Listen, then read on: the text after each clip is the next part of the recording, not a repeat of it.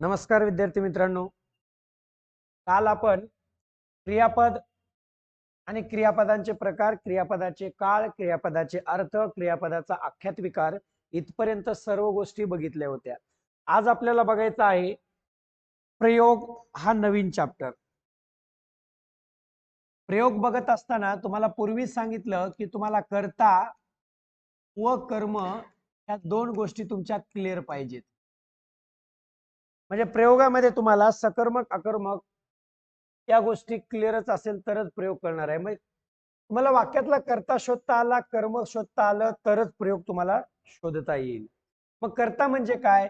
वाक्यामध्ये क्रिया करणारा जो कोणी असतो त्याला आम्ही कर्ता म्हणत असतो. आणि वाक्यामध्ये क्रिया ज्याच्यावर घडते, क्रिया ज्याच्यावर घडते त्याला आपण कर्म असं म्हणतो. मूळ धातूला नारा नारी नारे, मूळ धातूला आम्ही जर नारा नारी नारे प्रत्यय जोडून कोण किंवा काय ने प्रश्न केला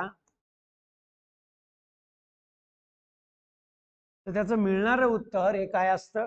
कर्ता असेल.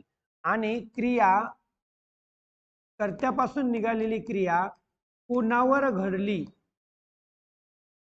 याचे जे उत्तर मिळतं ते असतं तुमचं कर्म. लोकांनी त्याला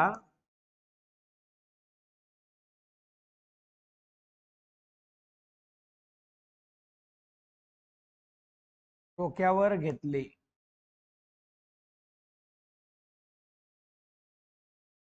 लोकांनी त्याला डोक्यावर घेतले. मग मूळ क्रियापद कोणता आहे? घेतले. त्याच्यामध्ये मूळ धातू घे. मग घेणारे कोण? घेणारे कोण झाले? घेणारे लोक. मग हे लोक काय आहे?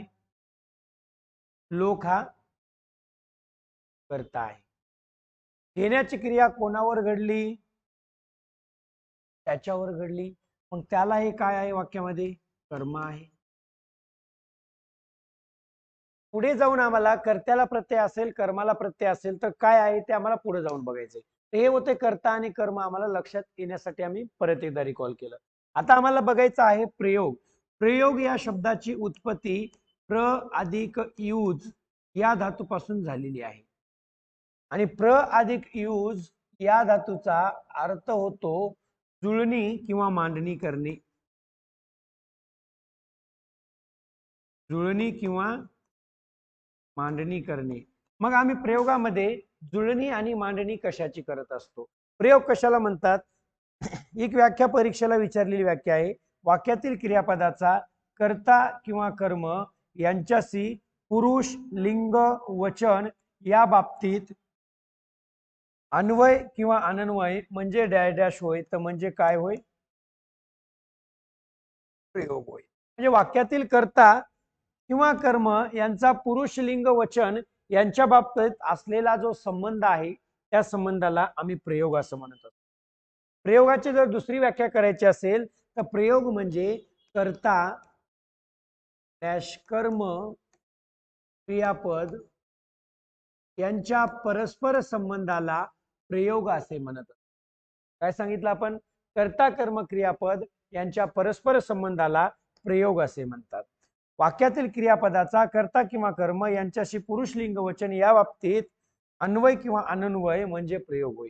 किंवा वाक्यातील कर्ता कर्म क्रियापद यांची जी जुळणी किंवा रचना असते त्याला प्रयोग असे म्हणतात. मग आम्हाला प्रयोग हेडिंग लिहायची. त्याकडे लिहायचं प्र अधिक यूज या धातूपासून तयार झाला आहे. त्याचा अर्थ जुळणी किंवा मांडणी होतो. त्याच्यानंतर ही व्याख्या लिहायची. त्याच्यानंतर लिहायचं कर्ता कर्म क्रियापद यांच्या परस्पर संबंधाला प्रयोग असे म्हणतात. मग पुढे गेल्यानंतर आम्हाला प्रयोगाचे जे प्रकार आहेत ते मुख्य प्रयोगाचे प्रकार किती? मराठीत प्रयोगाचे मुख्य प्रकार हे 3 प्रकार पडतात. मग तुम्हाला एकंदरीत प्रयोग शिकायचा तर काय काय शिकायचंय आपल्याला? तर आम्हाला प्रयोगामध्ये मुख्य 3 प्रकार शिकायचे आणि त्याचे पडणारे नंतर उपप्रकार शिकायचे. पहिला मुख्य प्रकार आहे ज्याचं नाव आहे कर्तरी प्रयोग. कर्तरी प्रयोग कशाला म्हणायचं ते डिटेलमध्ये बघणार आहोत. कर्तरी प्रयोगाचे दोन उपप्रकार पडतात. एक आहे सकर्मक कर्तरी प्रयोग आणि दुसरा पडतो अकर्मक कर्तरी प्रयोग.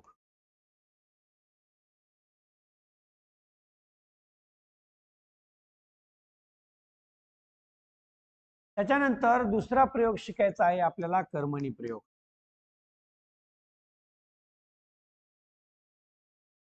हा कर्मणी प्रयोग एकंदरीत आपल्याला वेगवेगळ्या 5 प्रकारात शिकायचा आहे. त्याच्यामध्ये पहिला आहे प्रधान कर्तृक कर्मणी प्रयोग. त्यानंतर आपल्याला दुसरा आहे शक्य कर्मणी प्रयोग. नंतर आहे पुराण कर्मणी प्रयोग. नंतर शिकायचा आहे आम्हाला समापन कर्मणी प्रयोग आणि नंतर शिकायचा आहे आपल्याला कर्मकर्तरी प्रयोग. ह्याला काय काय वेगवेगळे नाव आहेत तेही आपल्याला बघायचे आहेत. हे 5 कशाचे उपप्रकार आहेत? 5 हे तुमचे कर्मणी प्रयोगाचे उपप्रकार. आणि त्याच्यानंतर आम्हाला शिकायचा आहे भावे प्रयोग. आणि हा भावे प्रयोग आम्हाला एकंदरीत 3 प्रयोगामध्ये शिकायचा आहे, 3 प्रकारामध्ये शिकायचा आहे. अकर्मक भावे प्रयोग,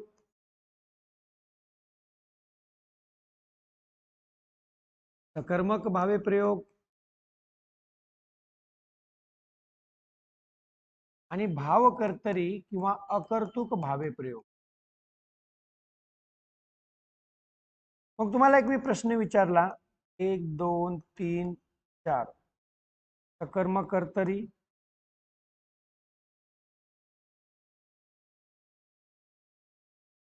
भावकर्तरी, कर्मकर्तरी, त्यापैकी सर्व. आणि आपला प्रश्न आहे मित्रांनो, खालील पर्यायापैकी कोणत्या प्रयोगामध्ये कर्तरी प्रयोगाचा प्रकार आहे?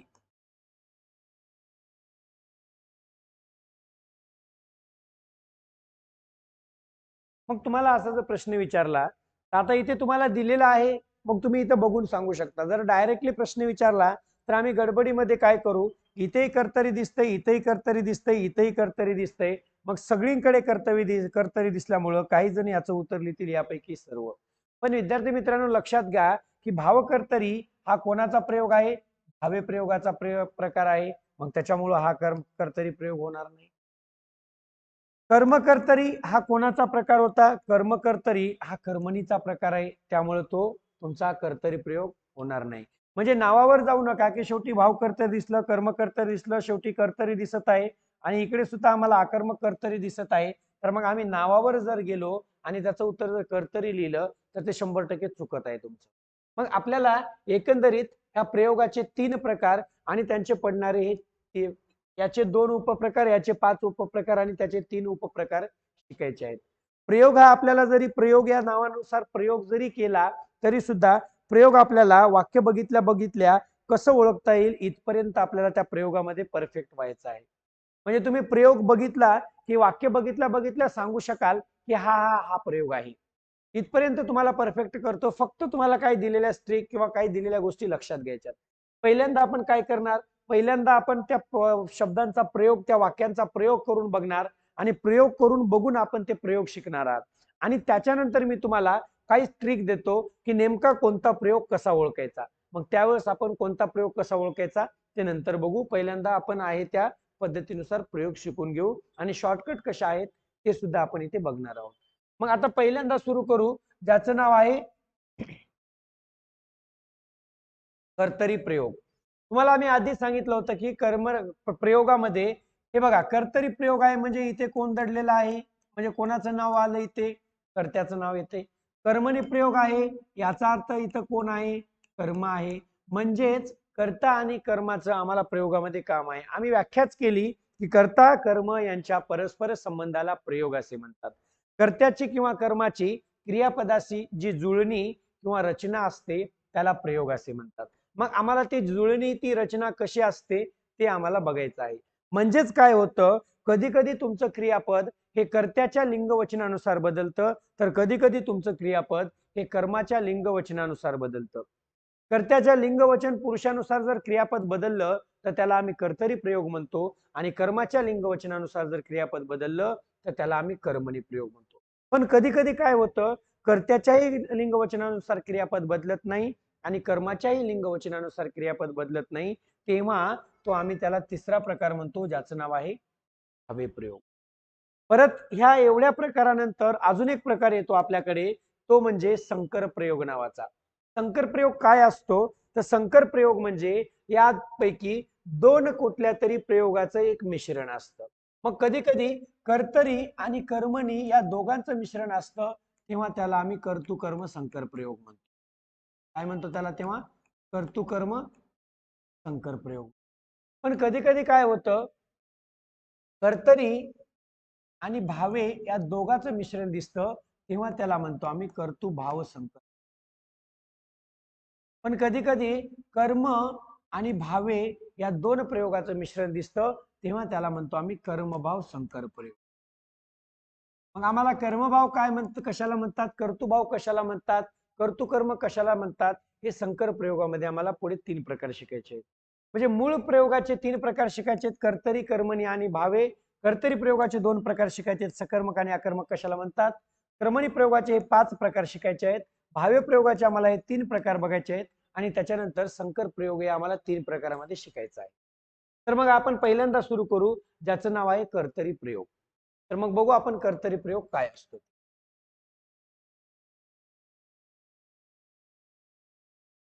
चला, प्रयोग 3 प्रकारचे असतात, आत्ताच आपण सांगितलं.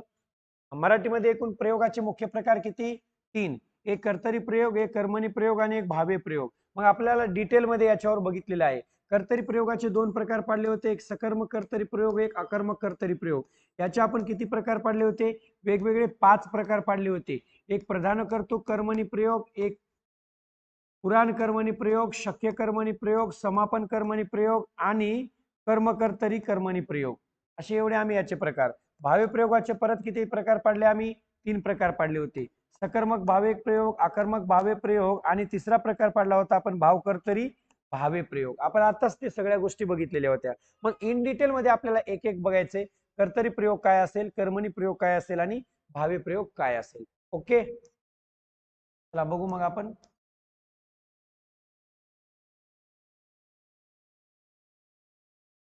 पहिला आहे आता कर्तरी प्रयोग. पहिला कोणता बघायचा आहे आपल्याला? कर्तरी प्रयोग बघायचा आहे. जेव्हा क्रियापदाचे रूप हे कर्त्याच्या लिंग वचन किंवा लिंग किंवा वचनानुसार बदलत असेल, म्हणजे आमचं बदलणारं क्रियापद हे कर्त्याच्या कशानुसार? लिंग वचन किंवा पुरुषानुसार बदलणार आहे. बदलत असेल तेव्हा त्या प्रयोगास कर्तरी प्रयोग म्हणतात. त्याला इंग्लिशमध्ये ऍक्टिव्ह व्हॉइस असं म्हणतात. आम्ही सांगितलं की क्रियापद कोणानुसार बदलतं? कर्त्यानुसार बदलतं. मग इथे सांगायचं की कर्तरी प्रयोगामध्ये कर्ता हा धातुरूपेश असतो. कर्ता हा धातुरूपेश असतो. मग कर्ता हा धातुरूपेश असतो म्हणजे काय असतं नेमकं? धातुरूपेश या शब्दाचा अर्थ होतो क्रियापदावर हुकूमत गाजवणारा.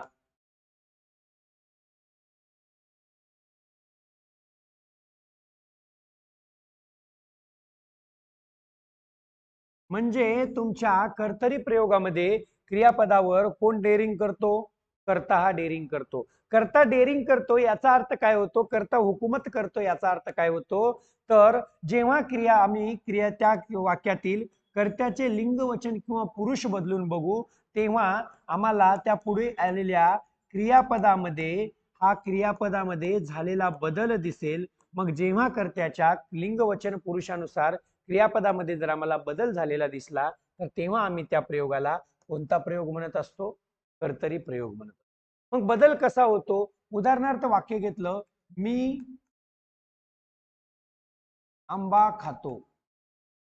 नंतर तुम्हाला शॉर्टकट सांगतो, फक्त आता इथे समजून घ्या. मी आंबा खातो, हे इकडे पण दिलेलं आहे चित्र. आपण अगोदर ते वाक्य समजून घ्या, त्याच्यानंतर तुम्हाला खाली आणतो. मी आंबा खातो या वाक्यामध्ये या वाक्याचा प्रयोग ओळखा असा जर प्रश्न आला तर काय करणार? विद्यार्थी मित्रांनो, आम्हाला पहिल्यांदा याच्यातला कर्ता आणि कर्म शोधून घ्यावं लागेल. आणि कर्ता आणि कर्म शोधून घेत असताना आम्हाला माहित आहे प्रोसेस की मूळ धातूला नारा नारी प्रत्यय लावले की आम्हाला कर्ता शोधता येईल. मग खाणारा कोण? तर खाणारा मी. मी काय आहे? तर मी हे तुमचा कर्ता आहे. म्हणजे प्रयोग कोणता आहे कसं ओळखायचं ते तुम्हाला सांगतोय अगोदर. मग खाणारा कोण? मी. खाण्याची क्रिया कोणावर घडली? आंब्यावर. आंबा काय आहे? कर्म आहे. आणि क्रियापद काय आहे? खातो आहे. आपण काय करू? पहिल्यांदा कर्माचे लिंग बदलून बघू. आणि कर्त्याचे लिंग बदलून बघू.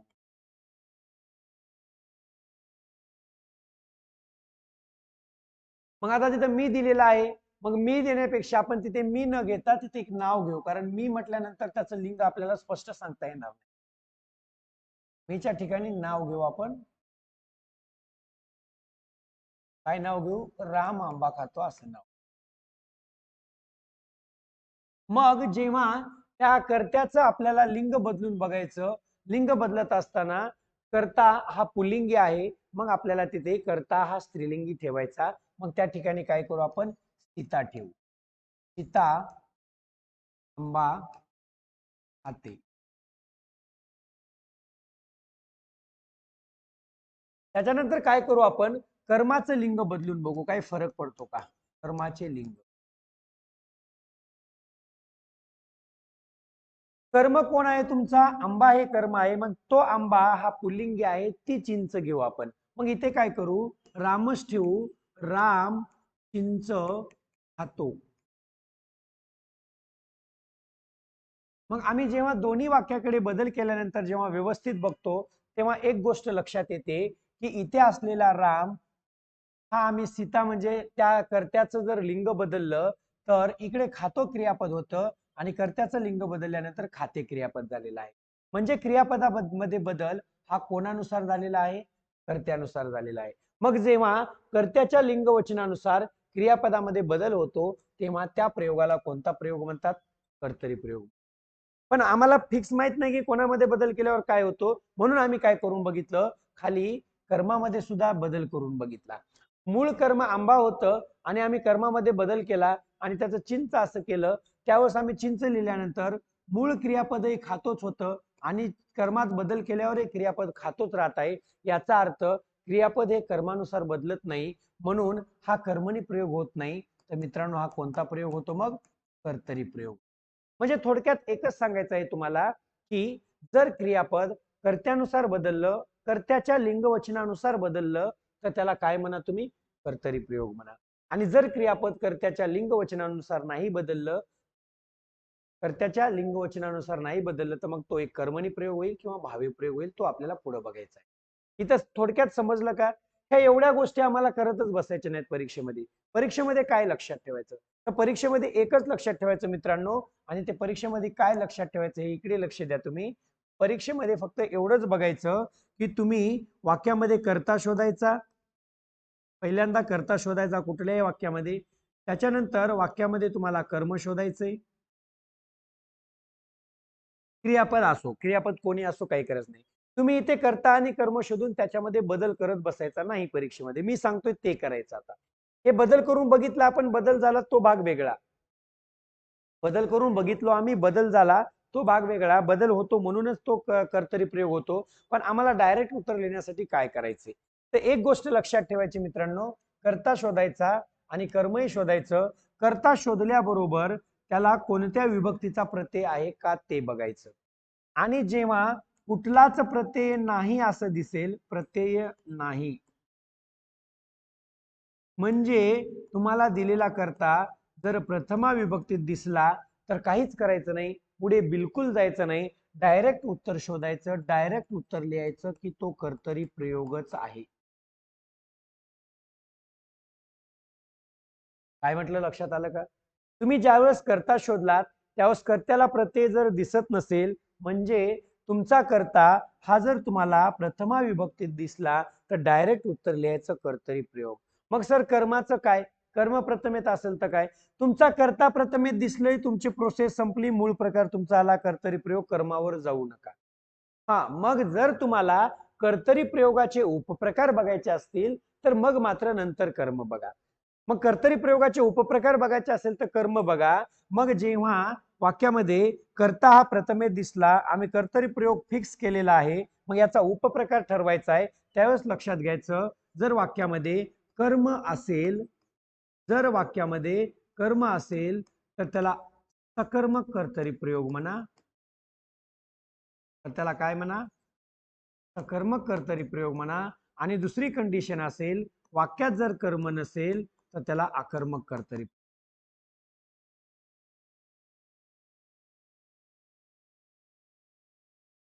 बघा लक्षात येते का? आम्ही प्रयोगात इथे ही जी आम्ही शॉर्टकट लक्षात घेतलंय, या शॉर्टकट मध्ये एक गोष्ट लक्षात घेतली आम्ही की आम्ही डायरेक्ट काय केलं इथे, इथे आम्ही कुठलाही प्रयोगाचा बदल लिंग वचनाचा बदल करण्याच्या भानगडीतच पडलो नाही. तुम्ही जर परीक्षेमध्ये लिंग वचन बदलायच्या भानगडीत जर विद्यार्थी मित्रांनो पडलात तर तुम्हाला त्या ऐन वेळेस कोणतं लिंग घ्यायचं आणि कोणतं वचन घ्यायचं, त्याचं लिंग कोणतं घ्यावं, हे पुल्लिंग आहे तर मग त्याचं काय घ्यावं हे ऐन वेळेला लक्षात येत नाही. त्याच्यामुळे ही तुमची बेस्ट प्रोसेस असेल. तुम्हाला काय करायला शिकवलं आपण इथे, इथे तुम्ही कर्ता शोधलात, कर्त्याला प्रत्यय दिसत नाही म्हणजे कर्ता प्रथमच दिसला की त्याचं उत्तर हे कर्तरी प्रयोग असेल. मग जेव्हा तुम्हाला उपप्रकार ठरवायचा आहे तेव्हा कर्म आहे का बघायचं. कर्म कोणत्या विभक्तीत आहे बिलकुल बघायचं नाही कर्तरी प्रयोग सापडल्यानंतर, फक्त कर्म आहे का ते बघायचं. आणि जर कर्म असेल तर त्याला सकर्मक प्रयोग म्हणा आणि कर्म नसेल तर त्याला आकर्मक. चला इकडे आपण वापरून बघू ही ट्रिक इकडे लागू होते का आणि त्याच्यानंतर आपण उपप्रकारावर जाऊ. तो चित्र काढतो, इथे तो जो आहे तो कर्ता पुल्लिंगी दिलेला आहे असो ते. जर त्या तोच्या ठिकाणी तुमच्या प्रयोगानुसार तुम्ही आजपर्यंत जे करत होतात ते अगोदर मी करून दाखवतो. तुम्ही काय करत होतात तो, मग तोच्या जागी आम्ही काय करायचं ती ठेवून बघायचं. मग ती चित्र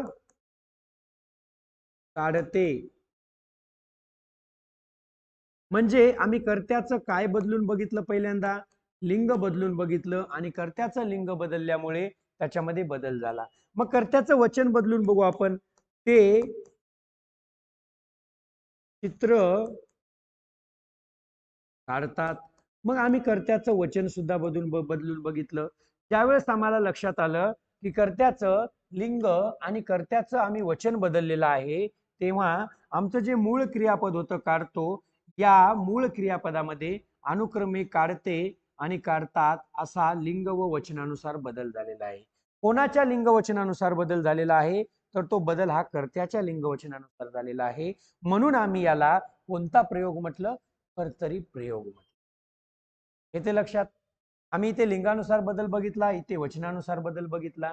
मग आपली ती ट्रिक लागू होत्या का बघा. तर ती ट्रिक आमची सांगते की डायरेक्ट तुम्ही काय करा त्या वाक्यामधला कर्ता शोधा. मग कर्ता शोधला आम्ही, कर्ता कोण निघाला, तो निघाला. मग आलेला कर्ता हा तो प्रथमेत आहे का प्रथमेत नाही ते बघा. याला कुठलाही प्रत्यय नाही म्हणजे कर्ता कशात दिसला हो, प्रथमा विभक्तीत दिसला.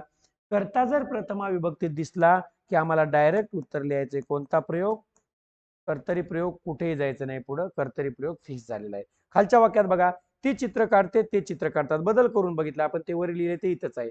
ते चित्री तो ती चित्र काढते बदल झाला, ते चित्र काढतात बदल झालेला आहे. म्हणजे कर्ता लिंग बदललं, कर्त्याचं वचन बदललं, त्यावेळेस मूळ याच्यामध्ये बदल झाला. म्हणून दिलेला प्रयोग हा कोणता प्रयोग आहे, कर्तरी प्रयोग आहे. येते लक्षात. मग काही कर्तरी प्रयोगाची व्याख्या लिहायची आणि त्याच्यामध्ये हे 3 उदाहरणं लिहायचे आणि इथं लिहायचं कर्ता लिंगानुसार बदल, म्हणजे कर्त्याच्या लिंगानुसार बदल लिहायचं, कर्त्याच्या लिहायचं इथं. आणि कर्त्याच्या वचनानुसार बदल हे खाली लिहायचं, वचनानुसार बदल.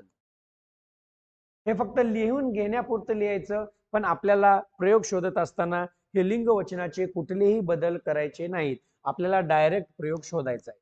काय शोधायचा, कर्ता शोधायचा. कर्ता जर प्रथमा विभक्तीत दिसला तर डायरेक्ट म्हणायचं की त्याच्यामध्ये होणारा प्रयोग हा कोणता प्रयोग आहे, कोणता प्रयोग आहे, कर्तरी प्रयोग आहे. विद्यार्थी मित्रांनो, कर्तरी प्रयोग लक्षात घेत असताना लक्षात ठेवा की कर्तरी प्रयोगामध्ये कधीच, हे वाक्य लिहून घ्या तुम्ही, कर्तरी प्रयोगामध्ये कधीच शक्यार्थक क्रियापदाचा समावेश होत नाही. ते शक्य क्रियापदाचा, शक्यार्थक क्रियापदाचा समावेश होत नाही. फक्त हे लक्षात ठेवायचं, एखादी परीक्षेला प्रश्न.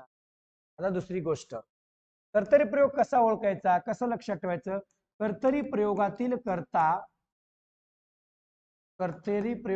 कर्ता हा नेहमी प्रथमांत असतो, म्हणून तर सांगितलं ते लक्षात ठेवा. म्हणून कर्तरी प्रयोगातील कर्ता हा नेहमी प्रथमांत असतो, म्हणजे प्रत्यय नसलेला असतो, म्हणजे प्रथमा विभक्ती. तिसरी जर खूण लक्षात ठेवायची झाली कर्तरी प्रयोगाची तुम्हाला, त्याच्यातलं जर कर्म विचार केलात तर कर्म कधी प्रथमांत येऊ शकतं किंवा कधी द्वितीयांत येऊ शकतं. कर्माचा काही विषय नाही. आम्हाला कर्ता शोध दिसला तर कर्माचा काही, आणि कधी कधी कर्म नसेलही त्याच्यामध्ये कर्तरी प्रयोगामध्ये. तिसरी गोष्ट, कर्तरी प्रयोगामध्ये आलेली क्रियापद हे शक्यतो वर्तमान काळी असतात. हे बघा, काढतो, काढते, काढतात आपण घेतलेले उदाहरणे शक्यतो वर्तमान काळामध्ये असतात. आता फिक्स असेल हे काही सांगता येत नाही. आलं लक्षात? मग आता पुढे बघू आपण या कर्तरी प्रयोगाचे उपप्रकार.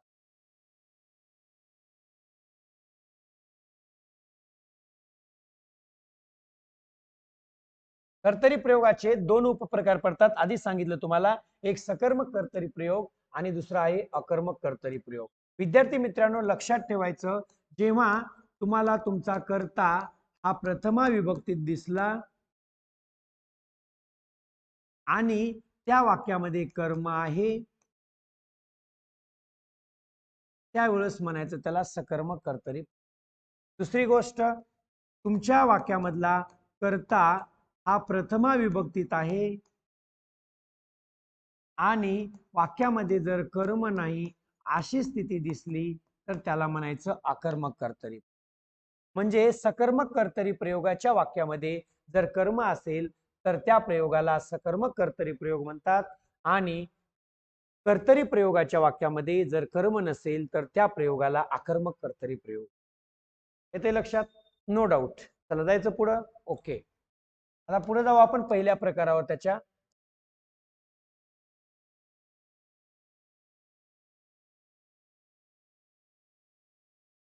ज्या कर्तरी प्रयोगाच्या वाक्यात कर्म आलेले असेल तेव्हा त्यास सकर्मक कर्तरी प्रयोग. हीच व्याख्या आहे. आता इथे बघा, आपण घेतलं हे वाक्य, राम आंबा खातो, तेच वाक्य आले बघा, सीता आंबा खाते आणि ते आंबे खातात, ते आंबा खातात. म्हणजे दिलेल्या वाक्यामध्ये राम या वचना लिंगानुसार बदल केला तर सीता त्यानुसार क्रियापदामध्ये खाते असा बदल झालेला आहे, आणि वचनानुसार बदल केला तर क्रियापदामध्ये खातात असा बदल झालेला आहे. दिलेल्या वाक्यामध्ये आंबा हे कर्म दिसत आहे, म्हणून हा कोणता प्रयोग आहे? मग सकर्मक कर्तरी प्रयोग आहे. मग आम्हाला कशा लक्षात ठेवायचे? मी तुम्हाला लक्षात ठेवण्यासाठी टिप दिली होती की जेव्हा तुम्ही पहिल्यांदा कुठलंही वाक्य घेतलात की पहिल्यांदा काय शोधा मित्रांनो? कर्ता शोधा. कर्ता शोधल्यानंतर तो कर्ता प्रथमेत आहे का ते बघा. जर कर्ता प्रथमेत असेल तर मग पुढे या की त्या वाक्यामध्ये कर्म बघा, आणि जर वाक्यामध्ये कर्म असेल तर त्याला सकर्मक कर्तरी प्रयोग. येते का लक्षात? मग याचे काय आपण उदाहरण घेऊ. मग उदाहरण क्रमांक 1, राधिका केर काढते.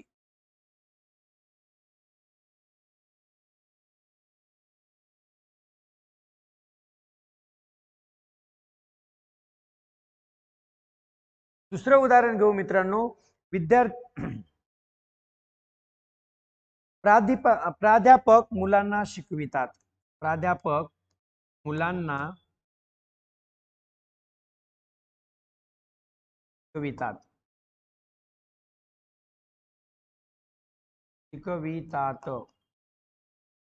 तिसरं उदाहरण घेऊ आपण,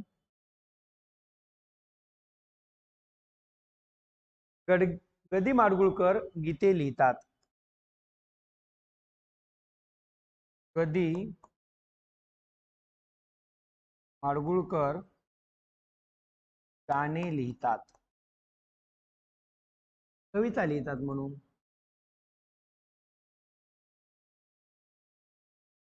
गदी माडगुळकर कविता लिहितात.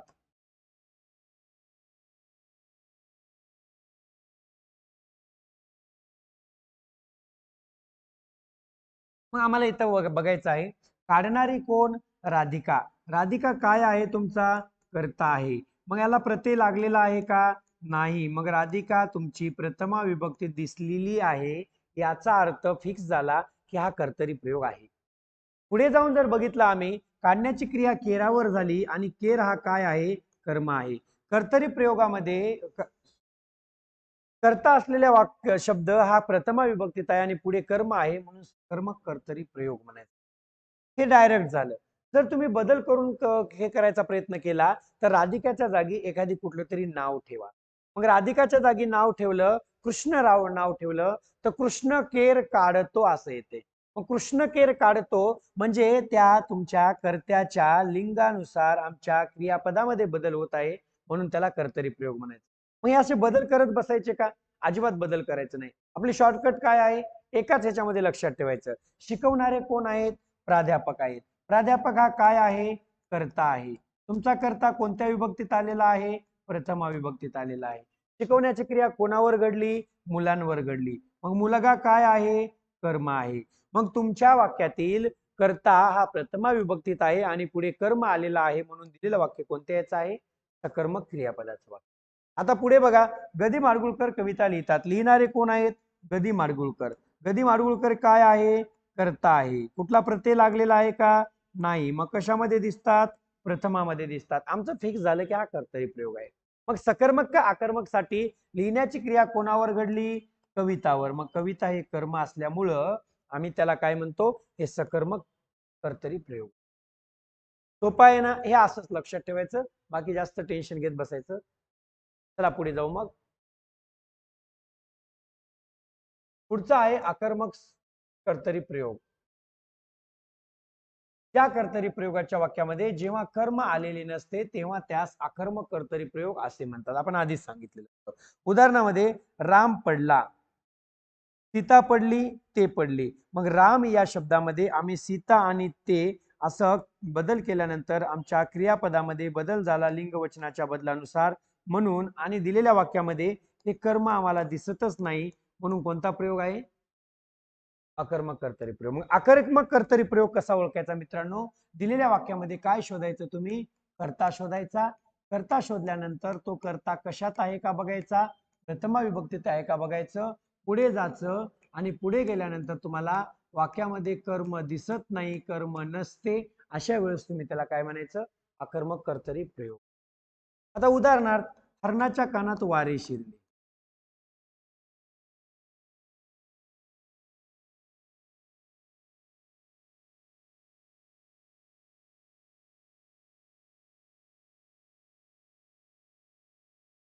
गायी गोठ्यात परतल्या.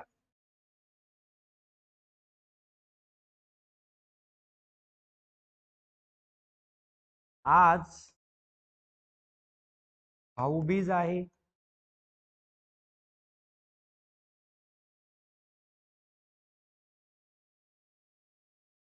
आणि एक चौथं वाक्य घेऊ आपण. मुले लवकर घरी गेली.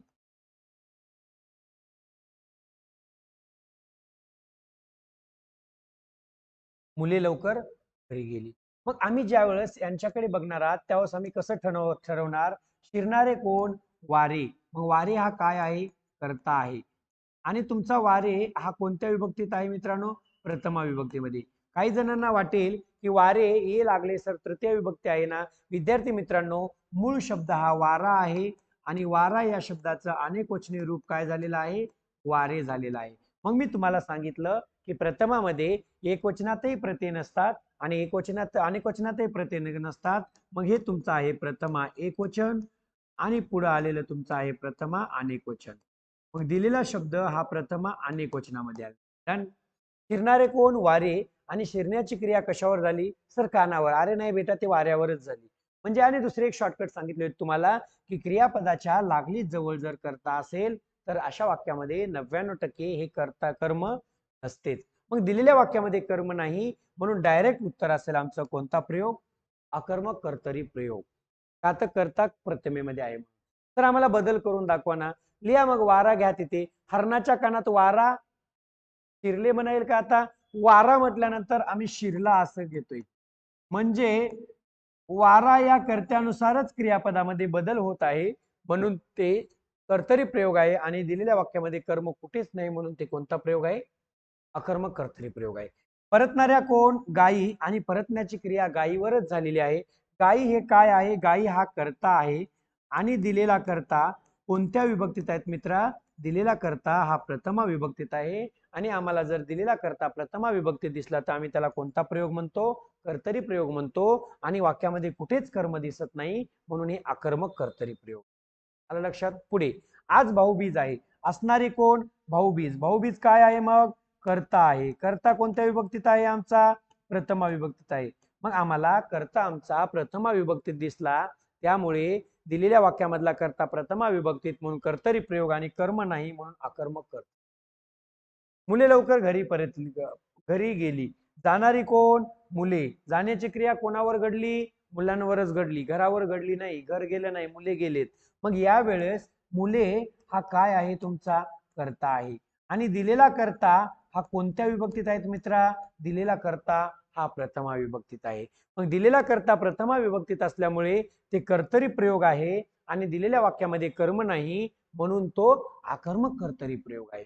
आलं का लक्षात? मग काय करणार तू? पहिल्यांदा कर्ता शोधणार. कर्ता शोधल्यानंतर काय बघणार? त्याला प्रत्यय आहे का बघणार. प्रत्यय नाही म्हणजे कोणत्या विभक्तीत आहे तुझा कर्ता? प्रथमा विभक्तीत आहे. मग आम्हाला जर कर्ता प्रथमा विभक्तीत दिसलं तर काय फिक्स झालं? तो कर्तरी प्रयोग फिक्स झाला. मग कर्तरी प्रयोगामध्ये जर कर्म असेल तर सकर्मक कर्तरी प्रयोग. कर्तरी प्रयोगात जर कर्म नसेल तर आकर्मक कर्तरी प्रयोग. हे होते तुमचा कर्तरी प्रयोग आणि कर्तरी प्रयोगाचे दोन प्रकार. आलं लक्षात? काही डाऊट? No doubt. एवढंच लक्षात ठेवा, जेवढं सांगितलं ते व्यवस्थित करा. तुमचा कुठलाही प्रश्न मित्रांनो जाणार नाही, कुठलाच जाणार नाही, आहे तेवढं व्यवस्थित लक्षात ठेवा. आता जाऊ आपण पुढच्या प्रयोगावर, ज्याचं नाव आहे कर्मणी प्रयोग. काय नाव आहे पुढच्या प्रयोगाचं आपल्या? कर्मणी प्रयोग. त्यालाच म्हणतात पॅसिव्ह व्हॉइस इंग्लिश मध्ये. काही गरज नाही आम्हाला ते. क्रियापदाचे रूप कर्माच्या लिंग किंवा वचनानुसार जेव्हा बदलते तेव्हा त्या प्रयोगास कर्मणी प्रयोग असे म्हणतात. मग बघू बरं आपण बदलतं का. राजाने राजवाडा बांधला. मग इथे जर बघितलं आम्ही तर बांधणारा कोण आहे? राजा. राजा काय आहे मग तुमचा? कर्ता आहे. थोडस जर पाठीमागे गेलात तर कर्त्याला काय दिसायला हो? प्रत्यय दिसाला. मग हे कर्ता प्रथमा विभक्तीत आहे का? नाही. मग आमचा जर कर्ता प्रथमे विभक्तीत नसेल तर कोणता प्रयोग नाही हो आमचा पाठीमागच्या प्रयोगानुसार? हा कर्तरी प्रयोग नाही आमचा. का? तर राजाने प्रत्ययासहित दिसत आहे, म्हणजे कर्ता प्रथमात नसून कशामध्ये दिसत आहे? तृतीय विभक्तीत दिसत आहे. मग अशा प्रयोगाला तुम्ही काय म्हणायचं? की कर्तरी प्रयोग नाही म्हणायचं. मग डायरेक्ट कर्मणी प्रयोग आहे म्हणायचं का? नाही, ठरवायचं थोडंसं पुढे जाऊन, तेही शिकवतो तुम्हाला लगेच. मग बांधणारा कोण? राजा. बांधण्याची क्रिया कोणावर घडली? राजवाड्यावर. मग राजवाडा हा काय आहे? कर्म आहे. आणि दिलेलं कर्म हे कोणत्या लिंगामध्ये आहे तुमचं? पुल्लिंगी आहे. मग काय करू आपण? प्रयोगाचं त्या कर्माचं लिंग बदल करून बघू. मग लिंग बदल करायचा आहे. लिंगामध्ये जर बदल केला तर राजाने कोठी बांधली. मग दिलेल्या कर्त्यानुसार मूळ क्रियापद होतं बांधला, आणि क्रियापदामध्ये बदल झालेला आहे बांधली. मग क्रियापदामध्ये कोणानुसार बदल झाला? कर्मानुसार बदल झाला, म्हणून हा कोणता प्रयोग आहे? म्हणून हा कर्मणी. पुढे जाऊन जर बघितलं, राजाने राजवाडे बांधले. कर्माचा जर वचनानुसार बदल करून बघितला मित्रा तर वचनानुसार मूळ आमचं क्रियापद होतं बांधला, वचन बदललं, आणि या वचनानुसार काय झालं?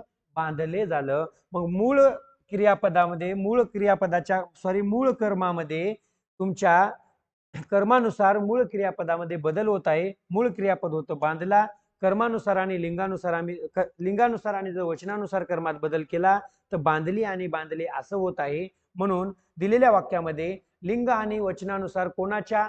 कर्माच्या बदल होत आहे, म्हणून दिलेलं वाक्य हे कर्मणी प्रयोगाचं आहे. मग इथे लक्षात ठेवायचं की कर्मणी प्रयोगामध्ये कर्म हा धातुरूपेश असतो. कर्तरी प्रयोगात धातुरूपेश कोण होता? कर्म, कर्ता होता. मग कर्मणी प्रयोगात धातुरूपेश कोण असेल? कर्म हा धातुरूपेश आहे किंवा असतो. धातुरूपेश असतो म्हणजे काय? क्रियापदावर हुकूमत गाजत असतो, क्रियापदावर डेअरिंग करत असतो, आणि क्रियापदे कर्मानुसार बदलत असतो. दुसरी गोष्ट एक लक्षात ठेवायची मित्रा, कर्मणी प्रयोगामध्ये कर्म कर्म हे नेहमी प्रथमांत असते.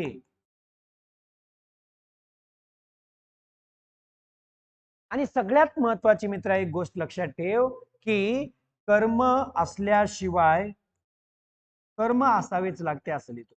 कर्मणी प्रयोगामध्ये व्हायचं असेल तर कर्म असावेच लागते. जर कर्म नसेल तर कर्मणी प्रयोग कधीच होणार नाही. जर कर्म नसेल तर बदलणार कोणाला? मग कोणाचं लिंग वचन बदलणार? कोणाचंच बदलता येत नाही. म्हणून कर्म असावेच लागते तरच तो कर्मणी प्रयोग होतो, अन्यथा कर्मणी प्रयोग हा होतच नाही. येते का लक्षात काय म्हणतोय ते? ओके. आता पुढे इथे एक लक्षात घ्या गोष्ट. चला पुढे सांगतो तुम्हाला. इथे मी पुढच्या याच्यामध्ये सांगून इथे सांगून टाकतो तुम्हाला. ते आमची एक प्रोसेस आहे मित्रा. प्रोसेस काय आहे? आम्ही आमच्या प्रयोगाची व्याख्या करत असताना अशी केली की कर्ता कर्म क्रियापद यांच्या परस्पर संबंधाला आम्ही काय म्हणतो? आम्ही शोधत असताना पहिल्यांदा कर्ता शोधतो. कर्ता शोधत असताना आम्हाला जर कर्ता प्रथमा विभक्तीत दिसला तर आम्ही कोणता प्रयोग म्हटलं होतं? डायरेक्ट म्हटलं होतं. कोणता प्रयोग? कर्मणी प्रयोग. मग प्रथमा विभक्तीत नाही. कोण प्रथमा विभक्तीत नाही? तुमचा कर्ता हा प्रथमा विभक्तीत नाही, म्हणजे त्याला काय आहे मित्रा? प्रत्यय आहे. मग जर तुमच्या कर्त्याला प्रत्यय असेल तर कोणता प्रयोग नाही झाला हो? आम्हाला फिक्स माहित आहे की कर्तरी प्रयोग नाही झाला. मग पुढे जायचं, कर्म शोधायचं आणि कर्मही जर प्रथमा विभक्तीत असेल तर डोळे झाकून उत्तर लिहायचं. हा कर्तरी प्रयोग कर्मणी प्रयोग आहे. भावे प्रयोग लिहायचं नाही. कर्म असावंच लागतं. कर्म वाक्यात नसेल तर तो कर्मणी प्रयोगच होत नाही. आम्ही कर्ता शोधला, कर्त्याला प्रत्यय दिसला, मग आम्ही पुढे कर्मावर गेलो. कर्म आमचं प्रथमा विभक्तीत दिसलं, त्यावेळेस आम्ही सांगितलं की हा 100% कोणता प्रयोग आहे? कर्मणी प्रयोग. मग या कर्मणी प्रयोगाचे एकूण 5 प्रकार पडतात. त्याच्यामध्ये प्राचीन कर्मणी प्रयोग, त्याला पुराण कर्मणी प्रयोग म्हणतात. सगळ्यात शेवटी घेतलाय आणि प्रदान करतो. असू द्या. चला, नवीन कर्मणी प्रयोग. मग या नवीन कर्मणी प्रयोग, या नवीन कर्मणी प्रयोगालाच कर्म कर्तरी प्रयोग असं सुद्धा म्हटलं जातं मित्र. मग समापन कर्मणी प्रयोग, शक्य कर्मणी प्रयोग आणि प्रधान कर्तृक कर्मणी प्रयोग हे कर्मणी प्रयोगाचे प्रकार आहेत. मग आपण एका एका प्रकारावर हळूहळू जाऊ. पहिल्या प्रकारावर जाऊ. पहिला प्रकार आहे प्राचीन कर्मणी प्रयोग किंवा पुराण कर्मणी प्रयोग. असू द्या, जे आहेत ते पहिल्यांदा घ्या. हा प्रयोग मूळ संस्कृत कर्मणी प्रयोगापासून तयार झालेला आहे. तसेच या कर्माच्या उदाहरणातील वाक्य ही संस्कृत मधील कवी रूपी आढळतात, म्हणजे संस्कृतमधील कविता रूपी आढळतात. मग लक्षात ठेवा, जेव्हा दिलेलं वाक्य हे जुन्या पुराणातील वाक्य दिसेल, जुन्या पुराणातील वाक्य दिसेल आणि त्याची रचना ही संस्कृत प्रमाणे असेल, तेव्हा कुठलाच कर्म शोधायचा नाही आणि कुठलाच कर्त शोधायचा नाही. डायरेक्ट म्हणायचं तो प्राचीन कर्मणी आहे, डायरेक्ट म्हणायचं तो पुराण कर्मणी आहे आणि त्याला तिसरं नाव आहे पुरुष कर्म. त्याला तिसरं नाव काय आहे? पुरुष कर्मणी आहे. काय सांगितलं आपण?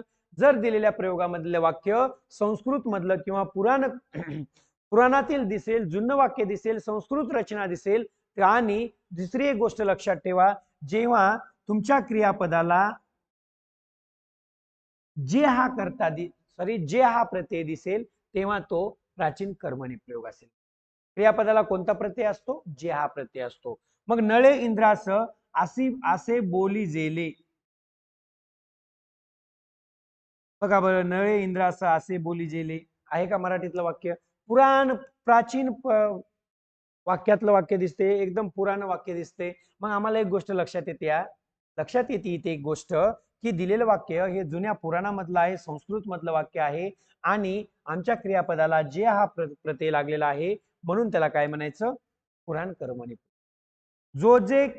जो जे कीजे परमार्थ लावो, जो जे कीजे परमार्थ लावो. मग यावेळेस आम्हाला कीजे म्हणजे जे नावाचा प्रत्यय आमच्या क्रियापदाला दिसत आहे आणि दिलेलं वाक्य हे पुराणामधलं दिसत आहे, म्हणून त्याला काय म्हणायचं? प्राचीन कर्मणी प्रयोग म्हणायचं. तिसरं वाक्य बघा, हे नित्य नूतन देखीजे, हे नित्य नूतन देखीजे गीता तत्व.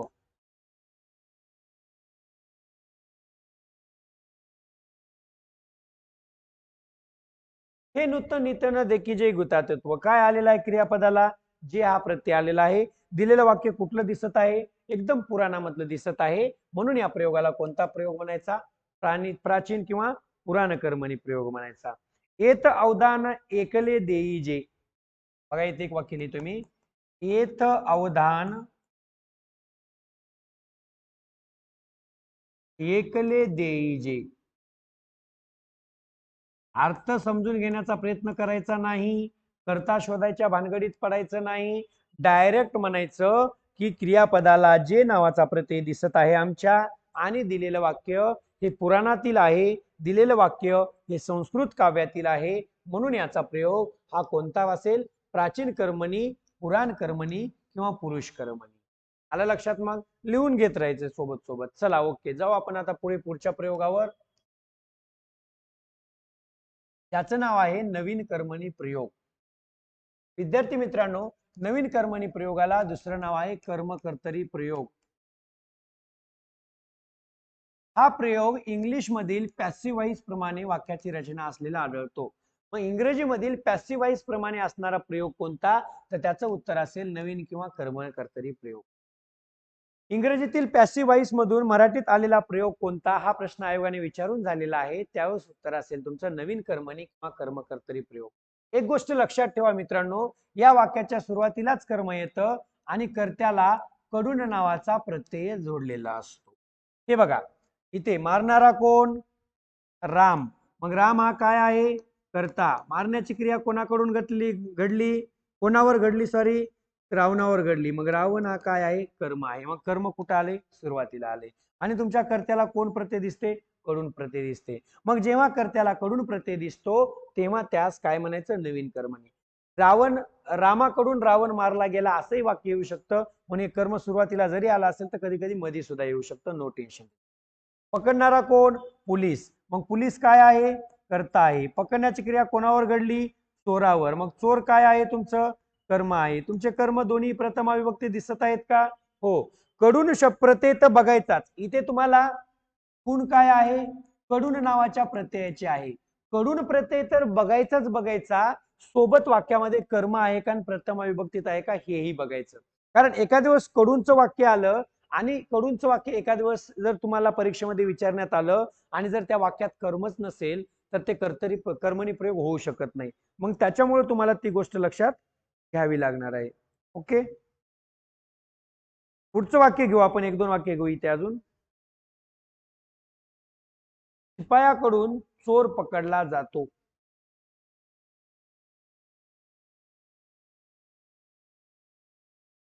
काय म्हणायचं आपण? शिपायाकडून, बघा बरं आता मध्ये गेले की नाही. शिपायाकडून चोर पकडला गेला. मग पकडणारा कोण? शिपाई. त्याला कोणता प्रत्यय लागला?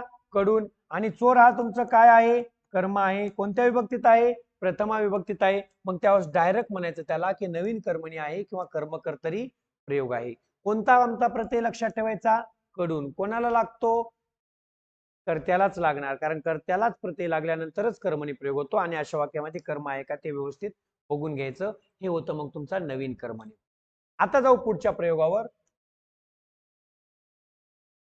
त्या पुढच्या प्रयोगाचं नाव आहे समापन कर्मणी प्रयोग. विद्यार्थी मित्रांनो, समापन या शब्दाचा अर्थ होतो समाप्ती किंवा शेवट. मग लक्षात ठेवायचं, जेव्हा कर्मणी प्रयोगाच्या वाक्याचा क्रियापदाचा अर्थ क्रिया समाप्त झाल्यासारखा असतो तेव्हा त्यास समापन कर्मणी प्रयोग असे म्हणतात. मग उदाहरणार्थ, त्याचा पेरू खाऊन झाला, त्याची रामाची गोष्ट सांगून झाली, त्याचा निबंध लिहून झाला.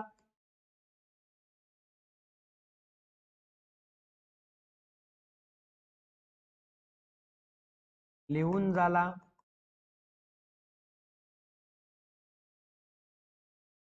त्याचा अभ्यास करून झाला.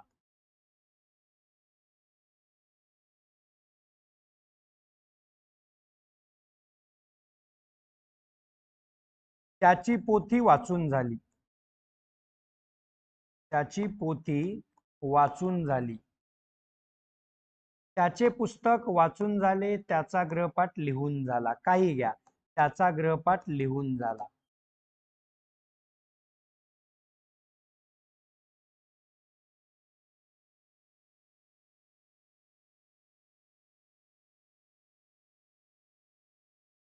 मग मित्रांनो, इथे तुम्हाला लक्षात घ्यावे लागेल, प्रत्येक ठिकाणी क्रिया समाप्तीचा बोध आहे. मग त्या वेळेस तो कोणता प्रयोग असेल? तो असेल तुमचा समापन कर्मणी प्रयोग. दुसरी एक गोष्ट आम्हाला लक्षात घ्यायला इथे सोपं जाईल, की इथे असलेला जो तुमचा कर्ता आहे, तो कर्ता हा षष्ठी विभक्तीत असतो. षष्ठी विभक्तीत असतो म्हणजे त्याला कोणता प्रत्यय लागलेला असतो? ता नावाचा प्रत्यय जोडलेला असतो. सोपा आहे लक्षात ठेवायला. एकतर तुमच्या कर्त्याला षष्टीमध्ये चा प्रत्यय असतो किंवा क्रिया समाप्त झाल्याचा त्याचा बोध होतो. प्रत्येक जर तुम्ही वाक्य बघितलात तर खाऊन झाला, सांगून झाली, लिहून झाला, करून झाला, वाचून झाला, पिऊन झाला, खाऊन झाला, म्हणजे अशी क्रिया समाप्तीचा बोध होत असतो. म्हणून त्याला म्हणायचं समापन कर्मणी प्रयोग. आलं लक्षात? चला पुढच्या प्रयोगावर जाऊ. मग इथे एक अलीकडच्या प्रयोगावर थोडीशी एक गोष्ट लक्षात घ्या मित्रांनो, जे नवीन कर्मणी किंवा कर्मकर्तरी होतं, कधी कधी तुम्हाला कडून प्रत्यय सुद्धा दिसत नाही. कधी कधी उदाहरणार्थ,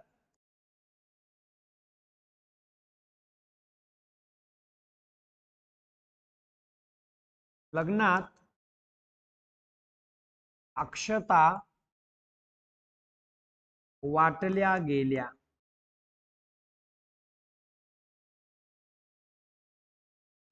लग्नात अक्षता वाटल्या गेल्या. सभेत पत्रके वाटली गेली. लक्षात ठेवायचे, सांगायचं राहिलं होतं, सभेत पत्रके वाटली गेली.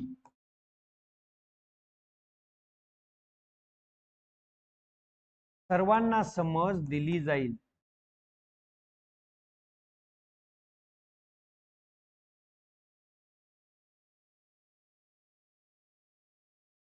म्हणजे या वाक्यांमध्ये जर तुम्ही व्यवस्थित बघितलं तर कर्ता अस्पष्ट आहे. मग जेव्हा इथे बघा, लग्नात अक्षता वाटल्या गेल्या, वाटणारा कोण कोण आहे तो दिलाच नाही. मग दिलेल्या वाक्यामध्ये जर कर्ता अस्पष्ट असेल आणि त्या कर्त्याला कडून या प्रत्ययाचा आम्हाला बोध होत असेल, लग्नात अक्षता वाटल्या गेल्या म्हणजे कोणाकडून तरी वाटल्या गेल्या, कोणाकडून तरी.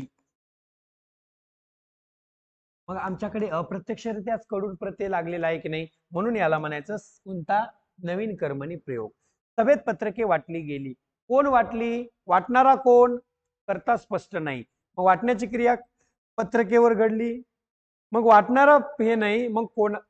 इथे कोणाकडून तरी वाटल्या गेला असा तिथं बोध होत आहे, म्हणून त्याला म्हणायचं कोणता प्रयोग? नवीन कर्मणी प्रयोग. सर्वांना समज दिली जाईल. कोणाकडून समज देणारा कोण? हा, देणारा कोण? आम्हाला इथं स्पष्ट दिला नाही. म्हणजे याचा अर्थ असा होतो की कोणाकडून तरी समज दिली जाईल, म्हणून दिलेल्या वाक्यामध्ये कोणता प्रयोग आहे? नवीन कर्मणी प्रयोग आहे म्हणायचं. कारण नवीन कर्मणीमध्ये तुम्हाला धातूचा ज प्रत्ययुक्त भूतकाळी रूप दिसेल. धातूच्या भूतकाळी रूपापुढे जा या धातूच्या मूळच्या काळातील रूप ठेवलेले जाते. असं वाक्य लिहा.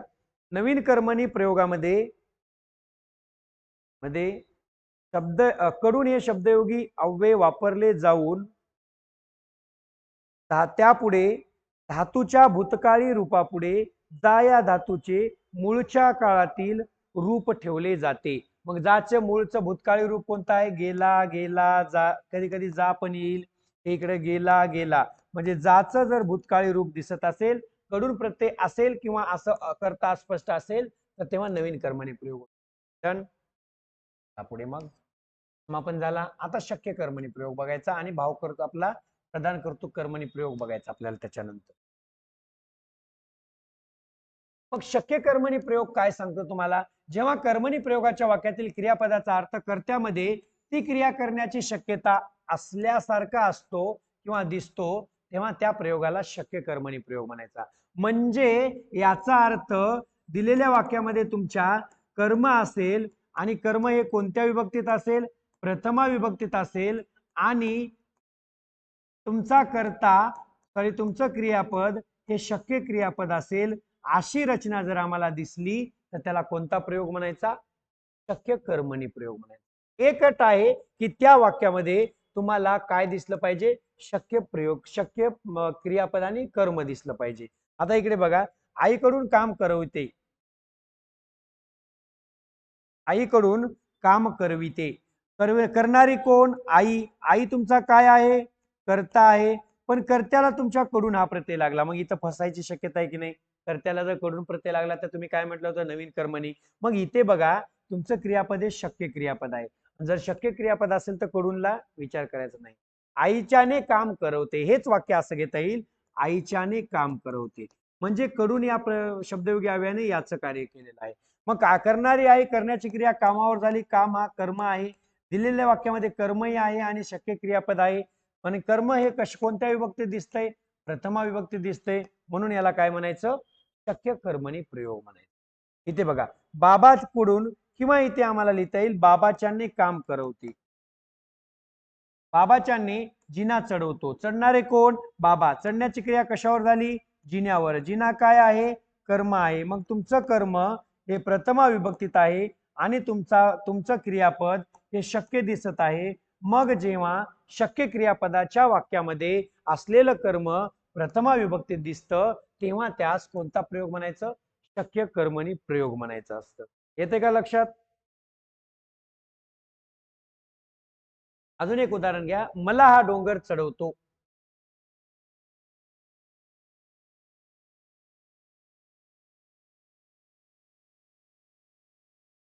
पुढचं एक उदाहरण घेतो.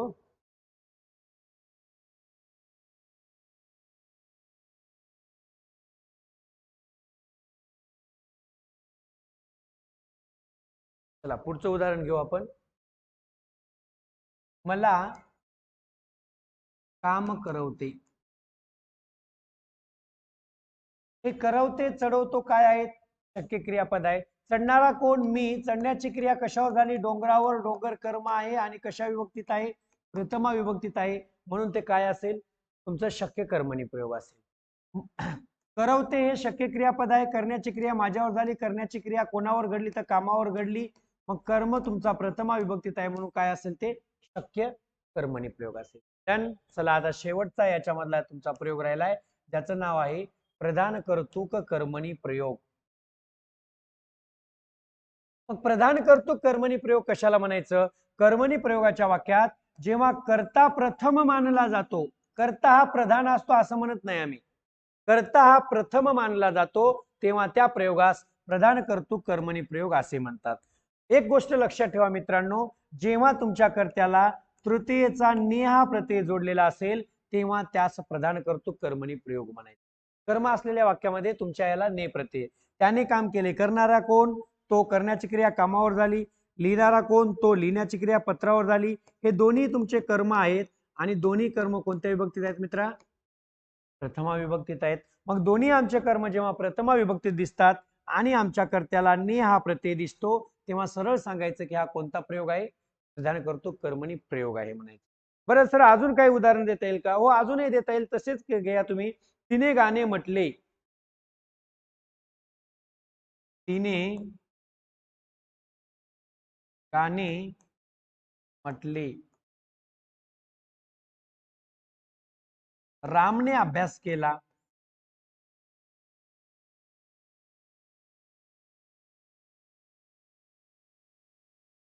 स्वातीने निबंध लिहिला. स्वातीने निबंध लिहिला. अजून एक वाक्य घ्या. लोकांनी मला आंबे दिले. लोकांनी मला आंबे दिले.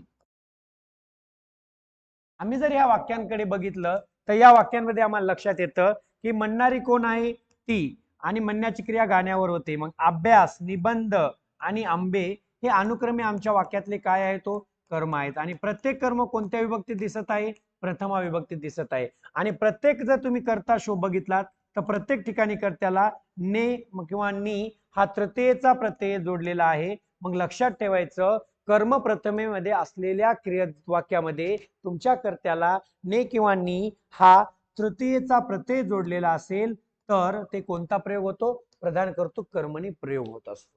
हे होते तुमचे कर्तरी प्रयोग आणि कर्मणी प्रयोग, कर्मणी प्रयोगाचे प्रकार. तर तुम्हाला कर्मणी प्रयोगाचे जे 5 प्रकार आहेत ते एकत्र कसे लक्षात ठेवायचे तेवढे एक सांगून टाकतो परत एकदा.